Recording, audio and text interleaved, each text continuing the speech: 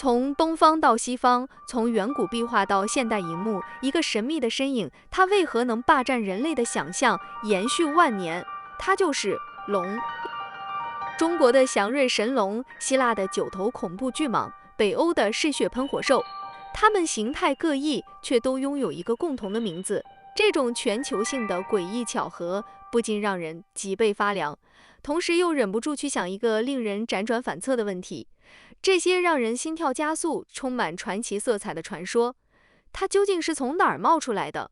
仅仅是人类大脑编织的幻象吗？还是说，在遥远的史前，或者我们无法触及的平行维度里，它们曾真实的存在过，甚至至今仍有不为人知的它们，冷冷地窥视着我们？今天就让我们一同拨开这层迷雾，去探寻那关于龙的终极秘密。你将发现一个颠覆你认知的真相。想象一下，在远古时代，当我们的祖先面对咆哮的火山、吞噬一切的洪水，或是从地底深处挖出从未见过的巨大骨骼时，他们的内心会是怎样的震撼与恐惧？在那个科学尚未萌芽、黑暗充斥着未知的年代，他们如何解释这些超乎理解的自然伟力？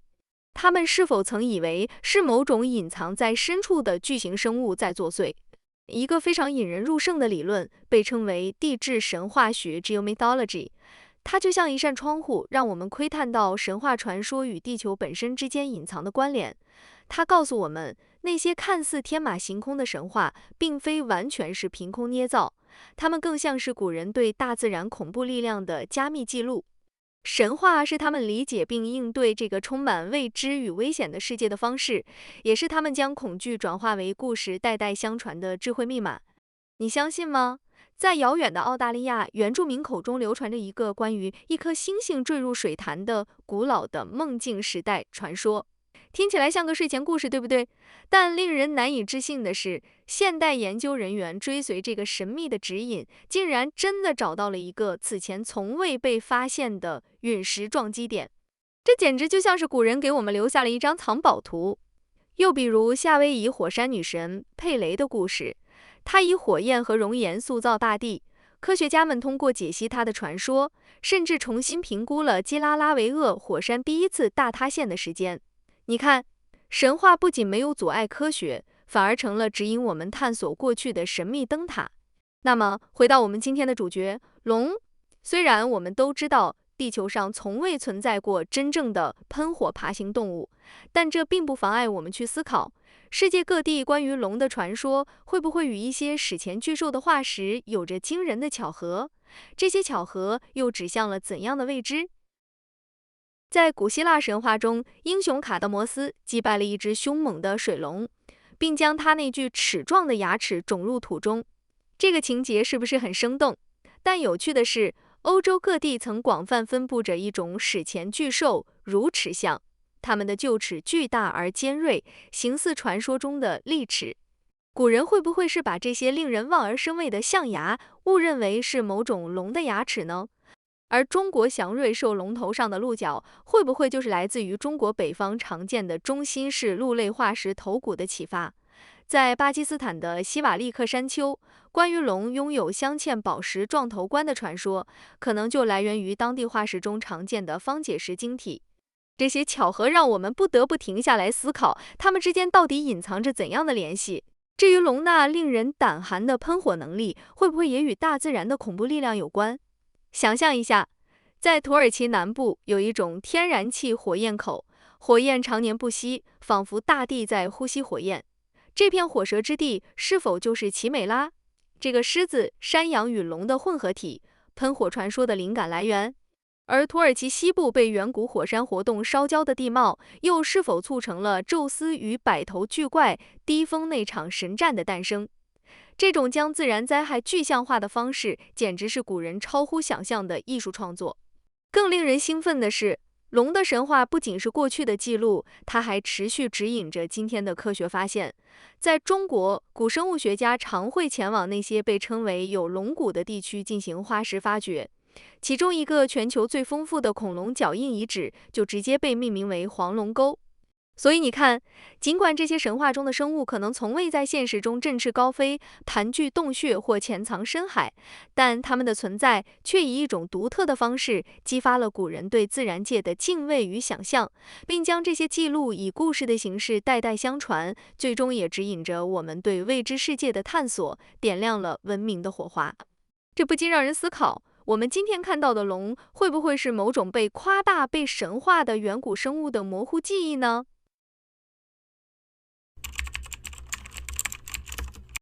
在所有神话传说和民间故事中，很少有生物能像龙一样拥有如此强大的生命力和如此多变的形象。你有没有觉得它就像一个神秘的万花筒，每次转动都能呈现出完全不同的图案？这本身就令人感到一丝诡异。为什么全球各地的文化不约而同地创造出了龙？今天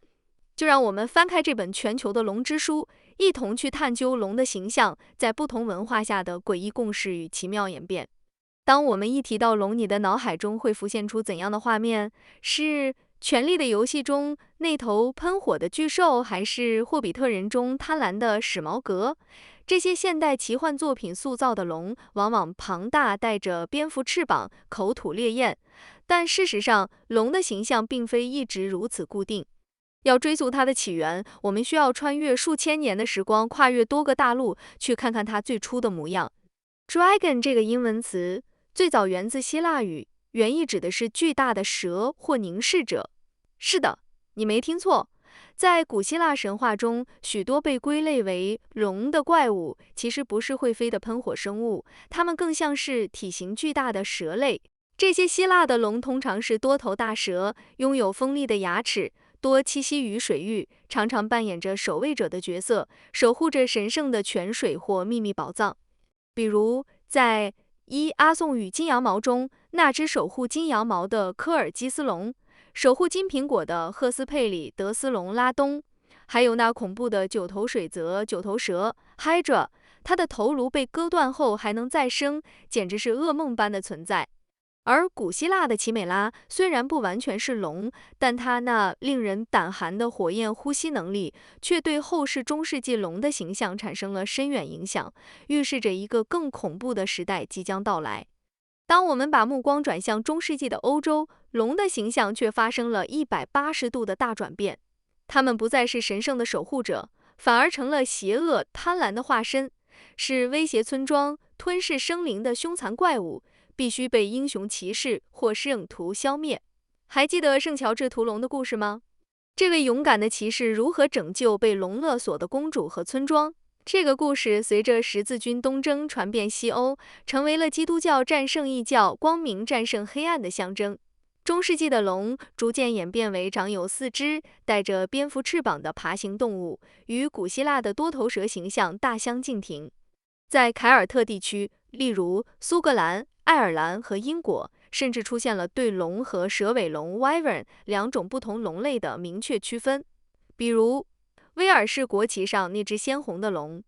传说中就代表着本土的不利吞人，它象征着勇敢、力量和不屈的精神。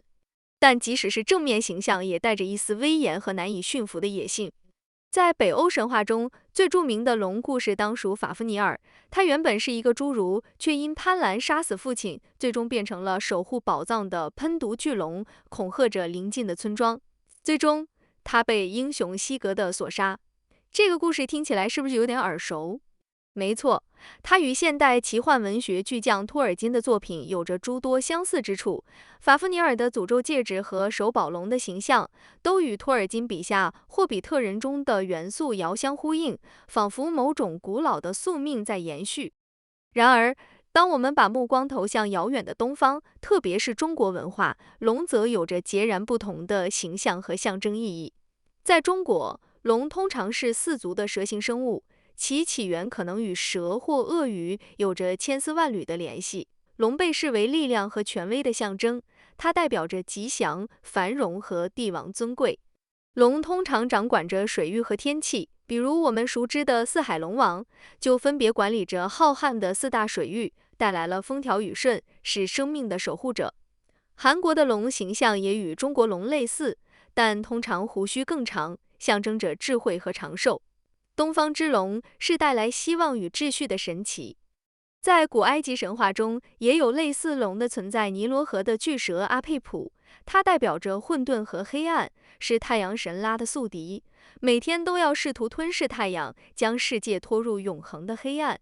阿佩普同样是蛇形，与现代龙的形象差别较大，但它代表的强大自然力量以及对秩序的威胁，却与西方龙有着异曲同工之妙。总结来看，龙的形象和意义就如同生命的河流，随着时间和文化的变迁，奔流不息，塑造出千变万化的形态。从古希腊的神秘守护者，到中世纪的邪恶化身，再到东方带来希望与繁荣的神奇，龙逐渐形成了多元且丰富的形象。它既可以是带来灾难的恶魔，也可以是带来希望和丰饶的守护神。这种令人惊叹的多样性，不正是人类面对未知时那复杂情感和无尽创造力的最佳体现吗？但问题来了，这些形态各异、遍布全球的龙，它们之间究竟有没有共同的血脉？它们的传说又是从何时何地开始，又是如何像古老的密码一样播撒到地球的每一个角落的呢？接下来，我们将进行一场史无前例的神话基因追溯。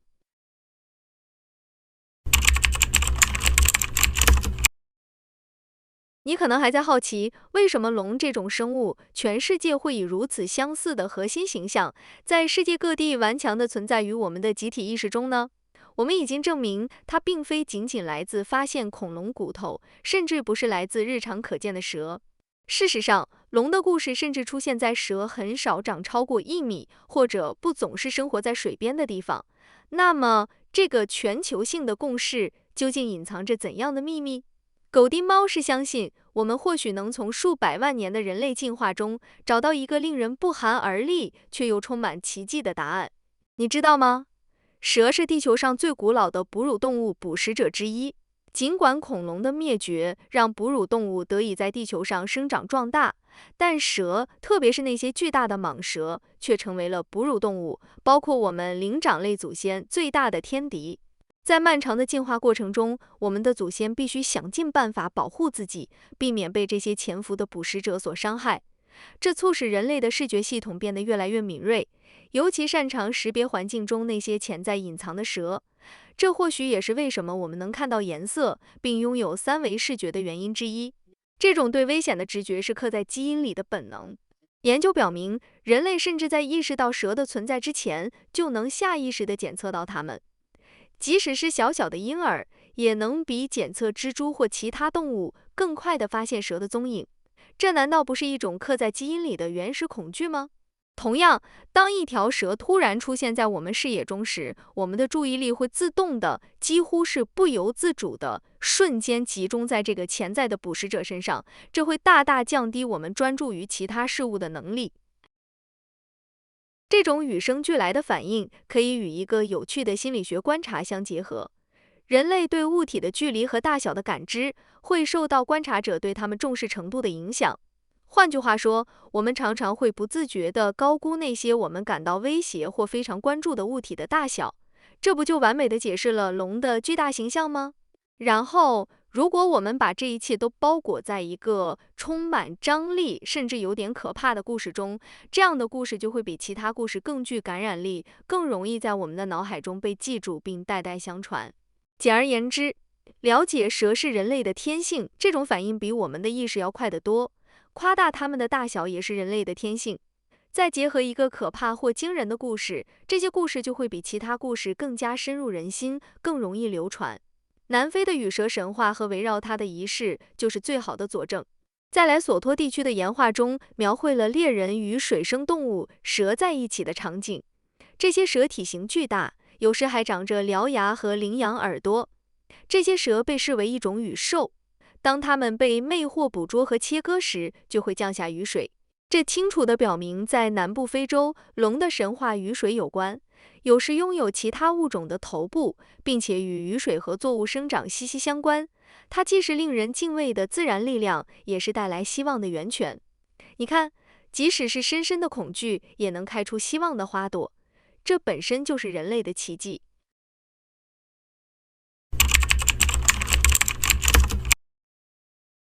好了，既然龙的传说如此深入人心，而且我们似乎也找到了它深层的心理学和生物学根源，但你心底是不是还有一个声音在呐喊？中国12生肖都是现实中存在的动物，那为什么龙却是唯一一个看起来像是虚构的？它真的存在过吗？今天我要给你看几个令人震惊的证据和大胆的假说，它们可能会颠覆你的认知。在中国古代文献和一些神秘传说中，竟然存在着养龙的记载，甚至还有图腾、驯龙人等具体称谓。这难道不让人感到一丝战栗吗？这些古老的文字就像一扇扇尘封的门，似乎在低语着一个令人难以置信的秘密。龙或许并非完全杜撰，而可能是一种曾在古代真实存在的稀有甚至不为人知的生物。其中一个最引人注目的现代事件，就是发生在1934年的营口坠龙事件。这可不是什么乡野传说，当时民国报纸可是头版刊登了惊人的照片。有人在营口发现了一具巨大的骨架，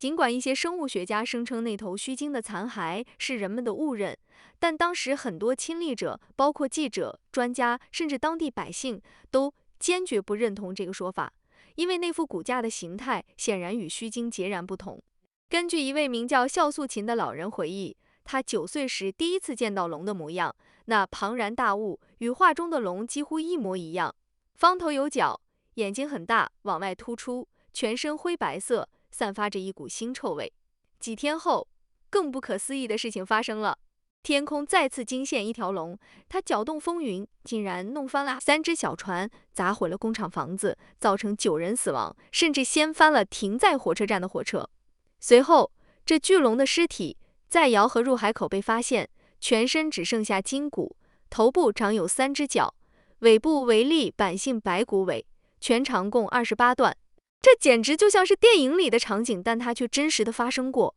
这幅骨架的照片至今仍让人困惑。那么，如果龙真的存在过，它是怎么飞起来的呢？我们都知道生物有血有肉，自然比空气重，按理说不可能飞翔，但这真的无解吗？你有没有注意到，传说中龙出现时一定不是晴空万里，而是雷雨大风天气，甚至暴风骤雨、黑云压顶的环境？这可能不是巧合。在这种极端天气下，空气中的水蒸气和水滴非常多，单位空气密度远高于晴天，强风有时甚至达到每小时80到100公里以上。密度更高的空气和强风就有可能为龙这种生物提供额外的浮力和升力，让它短时间悬浮或滑翔。这听起来是不是有点像科幻电影？更有意思的是，龙出现时往往伴随闪电和雷鸣，而龙还会喷火。这是否可能说明龙的身体内具有某种惊人的生物发电能力？比如像电鳗那样，它或许能从空气中提取水分，通过体内复杂的器官进行电解反应，分离出高能的氢气和氧气。氢气可能被储存在体内的多个气囊中，让身体在特定条件下变得轻盈，就像一个巨大的氢气球，在风暴中借力而起。至于喷火，如果它的口腔中有2套分开的喷管，一个喷出氧化剂，一个喷出可燃物，那么只要同时喷出，在空气中混合后就会点燃，形成惊人的喷火效果。这类似某些火箭推进器的结构，只要管道分开，龙就不会烧伤自己。这听起来多么不可思议，却又似乎在科学的边缘闪烁着一丝可能性，挑战着我们对现有生物学的认知。所以，从一个理性假说的角度看，龙或许是一种具备复杂生理结构，能适应极端天气条件，甚至具备部分飞行和发电能力的古代生物。只是在现代工业文明的冲击下，这种生物已经极为稀少，甚至消失在我们的视野中，成为了一个永远的谜。还有一种更为大胆的猜测，让人浮想联翩：龙也许并不只生活在我们这个3维世界，而是出没于某些特殊的时空裂缝中。这些时空缝隙往往在雷暴、电磁扰动强烈的区域出现。当古人心灵纯净、灵魂敏感时，或许能看到并接触到这种神秘生物。而今天的我们越来越接地气，对自然感知迟钝，那些神秘的时空裂缝也就不再开启。龙也许就此远去，隐藏在我们无法触及的维度，成为了永远的传说。这些设想为龙的神秘存在增添了无限可能，也为我们留下了无尽的探索空间。龙的图案早在旧石器时代上深深地刻在欧洲的岩壁上，它如此强大，与人类文化血肉相连。它既描述了我们人类在进化过程中所恐惧的危险，也寄托了我们对力量、对希望、对未知的无限向往。所以，无论龙是远古的回响，是人类集体记忆的投影，是曾真实存在于世的神秘生物，还是仅仅存在于我们最深处的集体无意识中，它的传说就像一条神秘的河流，跨越了时间和文化的界限，成为了人类历史上最广泛流传也最具魅力的主题之一。龙的奥秘依然在等待我们去探索和解答，或许它就隐藏在我们最深的梦境中，或存在于那些科学尚未触及的维度里，而我们对它的追寻，正是人类永恒的好奇心和对未知世界不懈探索的最好证明。下一次，当你抬头仰望风云变幻的天空，或凝视深邃神秘的海洋时，不妨再想一想，那片我们未知的领域里，是否还潜藏着关于龙、关于我们自己未曾触及的最终秘密？也许，真正的答案就在那里，等待着你我去发现。请在留言区留下你对龙的想法，你是否看到过龙呢？我是狗丁猫，期待您的点赞订阅。如果你有关于龙的故事，在评论区留言说说看吧。